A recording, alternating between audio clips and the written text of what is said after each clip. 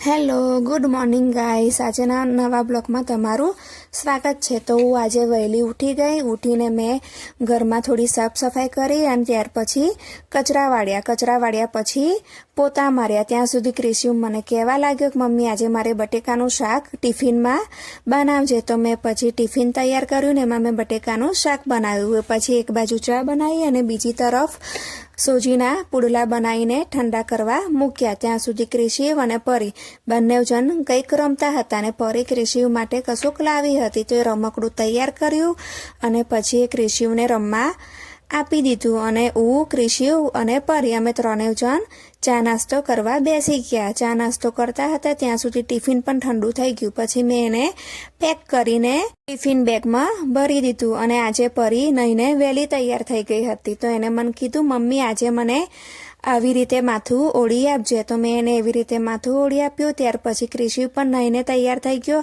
અને બંનેને ભૂખ લાગી હતી। તો મેં એ લોકોને ખાવા ગરમ કરીને ખાવા માટે આપી દીધું। એ બંને જમતા હતા ત્યાં સુધી મેં પણ તૈયાર થઈ ગઈ અને તૈયાર થયા પછી વાસણ ધોવાના બાકી હતા। ઢગલો વાસણ ધોયા અને પછી સ્કૂલનો સમય થઈ ગયો। તો અમે લોકો નીકળી ગયા સ્કૂલે જવા માટે। પણ ક્રિશિવ આજે કાલના જેવું જ કરતો હતો, બહુ જીદ કરતો હતો કે આજે પણ મારે સ્કૂલ નહીં જવું। તો એ આવું કરતો હતો તો પરી એને સમજાવતી હતી કે આપણે સ્કૂલે જવું પડે, જો સ્કૂલે જઈએ તો રોજ કંઈક નવું શીખવા મળે અને આપણને નવું નવું આવડે।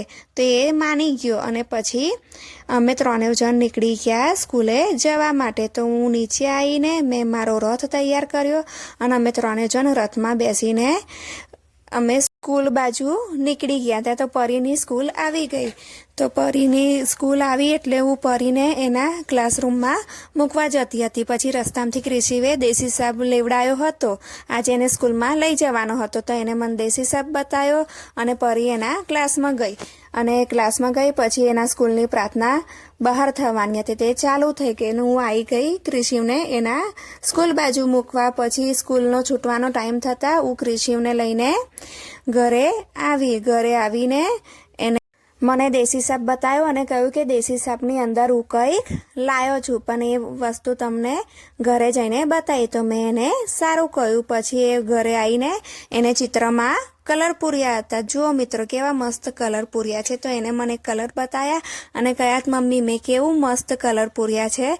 પછી મેં એને ચા નાસ્તો કરાવ્યો, પણ એ ચા નાસ્તો કરવાને બદલે ખૂબ જ મસ્તી કરવા લાગ્યો। ત્યાં સુધી પરીની સ્કૂલનો સમય થઈ ગયો। તો અમે લોકો પરીને સ્કૂલે લેવા માટે નીકળી ગયા। પછી ઘેર આવ્યા, એ લોકોએ ફરી ચા નાસ્તો કર્યો અને આજે એના દેશી સાપને પૂઠું ચડાવવાનું હતું। મેં પૂઠું ચડાવ્યું અને પરીની સ્કૂલની નોટને પણ પૂઠું ચડાવીને તૈયાર કર્યું ને સાંજ પડતા બંનેવે ખાઈ લીધા પછી હું અને પરી આંટો મારવા નીકળી ગયા। અમે આંટો મારતા હતા અને પછી પરી કેરમ રમવા બેસી ગઈ અને આમ જ અમારો દિવસ પૂરો થયો। તો મિત્રો તમને આજનો મારો વ્લોગ કેવો લાગ્યો એ મને અવશ્ય કહેજો અને હા મિત્રો મને સબસ્ક્રાઈબ કરવાનું અને ફોલો કરવાનું